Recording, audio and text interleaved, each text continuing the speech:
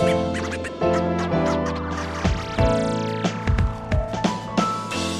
is the Voice Coach Podcast for all the tips and tricks on getting the most out of your speaking voice. I'm Nick Redman, and I'll be sharing everything you need to know to keep your voice healthy, sounding great, and working the way it should. If you're an actor, voiceover, speaker, presenter, or podcaster, you're in the right place. Hopefully it'll be a wee bit of crack too. Let's get started. Hello there. So this week, I'm doing another detour. I know, I'm sorry. I say I'll do one thing and then something else comes up. But the nature of this podcast is very responsive, I think, to what I see out there in the speaking community. So you've only got yourself to blame, really, if you're out there asking questions in forums and I come across it.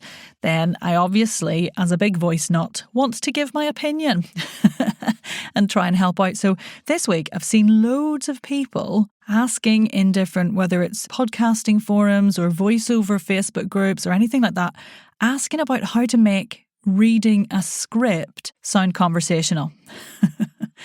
It's really hot right now, guys. The conversational read.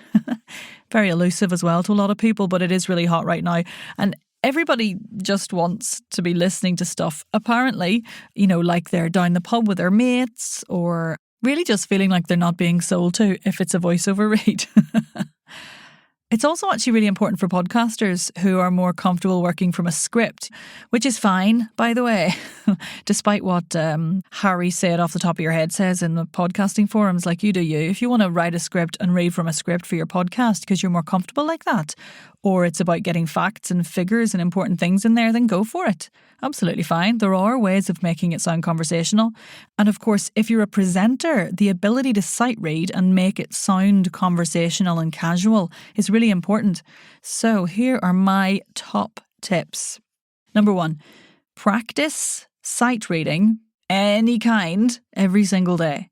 You can't expect to just be good at sight reading in a natural fashion. That's the basic bones of this. It takes practice, weirdly, to sound like you're having a conversation. So do some, do a bit of practice, whether it's reading a bit of your novel that you're reading out loud, sorry to the person sat next to you in bed at night, or whether it's reading some of the paper or your news app, or even a few Instagram posts from people you like. They're actually really great practice because they're often written quite conversationally. I mean, the conclusion in this tip is just say words out loud to anyone or no one that you see on a page. Whatever words they are, even if it's the back of a cereal packet, just read them because you will get better at it. And it also suggests recording yourself a bit whilst you do it once in a while, because then you can start to check in if you sound conversational to you. Like, would you believe that you're conversational? Or do you still sound like you're reading things, in your opinion? Because you have to have an idea of what conversational means to you and your voice. So practice sight reading. Just practice it. Number 2, when you write a script, write as you speak. And to be honest, the best way to do this is to speak what you have to say into a transcription app like Otter AI or something, and then tweak it a bit if you fluff it, and then use that as your script, because we write thoughts in a much tidier form than we speak them often. And if you want to sound like you're not reading, then the thought lengths and the structure of the thoughts need to feel right. So instead of sitting down to write your podcast episode, speak it. You can speak it from some bullet points that you have to cover, if that helps, but just speak it first and then tidy it up. Plus then, from a breath perspective, you'll know your body's able to get through each thought because you'll have done it when you spoke it originally. Happy days. So from a voice, body, mind connection point of view, it's really useful. And as a secondary benefit, you also get used to talking your thoughts out loud, which is really useful if eventually you would like to be somebody who doesn't use a script and has the confidence to just riff off a few bullet points. So, there's quite a few benefits there. Number 3, write your script, sure, but don't be afraid to go off book a wee bit. So let those incidental words and sounds come in. Let the ums and the ahs and the thinking time come into it. Speaking can be messy, and that's fine. It is messy.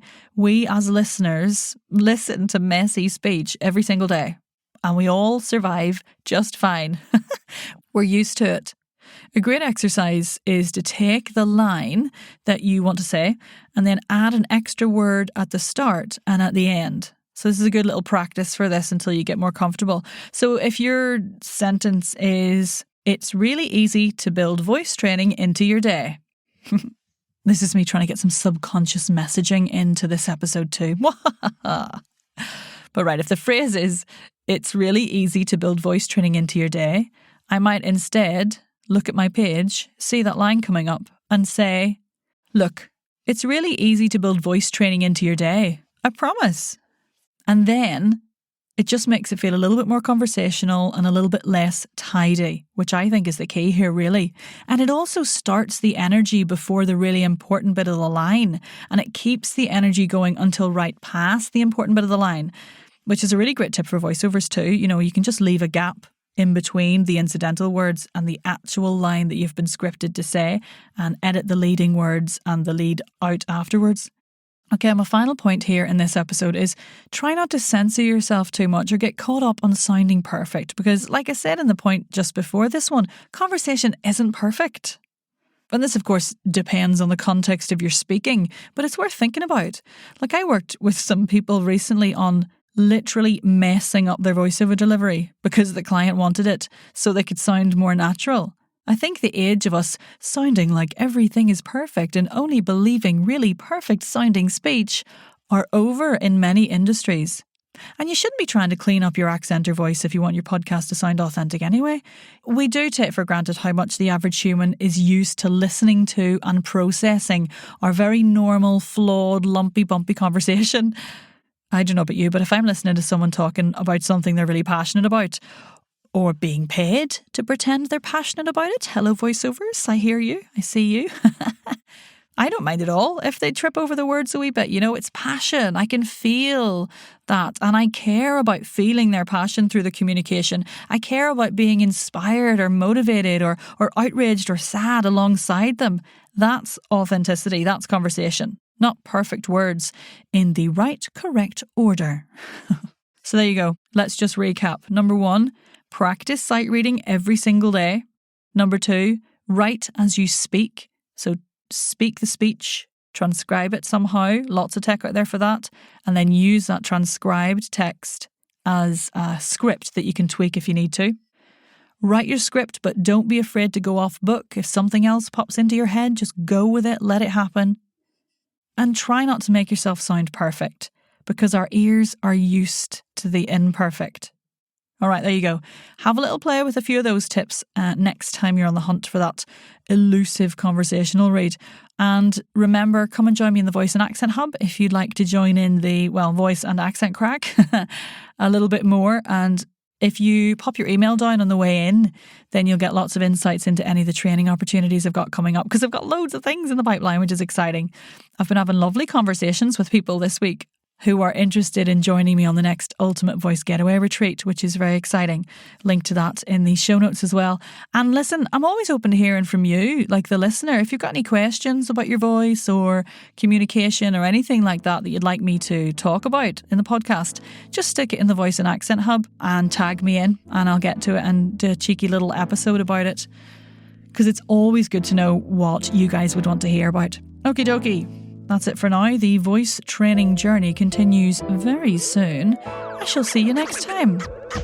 Thanks for listening to the Voice Coach podcast. To get the most out of your voice, come on over to our free community on Facebook, the Voice and Accent Hub. See you in there.